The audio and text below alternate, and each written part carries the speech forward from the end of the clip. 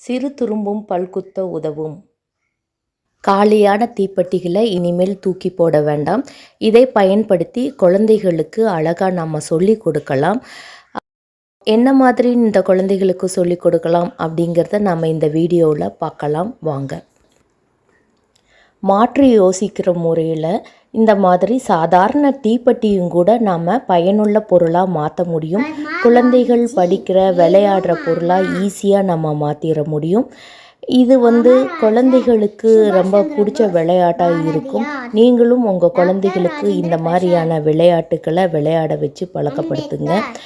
நம்ம எந்த பொருளையும் இந்த மாதிரி மாற்று சிந்தனையின் மூலம் நம்ம ஒவ்வொருவருக்கும் பயன்படுத்த பழகிட்டோம் அப்படின்னா குழந்தைகளுக்கிட்ட இந்த மாதிரி நிறைய நேரங்களை, இப்போது பள்ளி விடுமுறை தான், இந்த நேரங்களில் அவங்களையே இந்த மாதிரியான பொருட்களை, அதாவது தீப்பெட்டியை பயன்படுத்தி அவங்க வயதுக்கு ஏற்ற அவங்க சப்ஜெக்ட்ஸ் ரிலேட்டடான பொருட்களை செய்ய சொன்னீங்க அப்படின்னா அவங்களே அழகாக பயன்படுத்துவாங்க.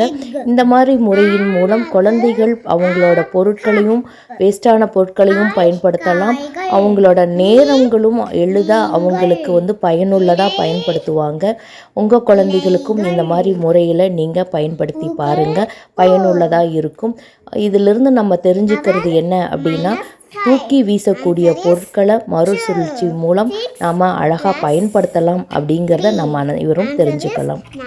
பொருட்களின் பயன்பாட்டை குறைப்போம், மறுசுழற்சி முறையை பழக்கப்படுத்துவோம், இயற்கை வளத்தை போற்றி காப்போம். நன்றி. வாழ்க வளமுடன்.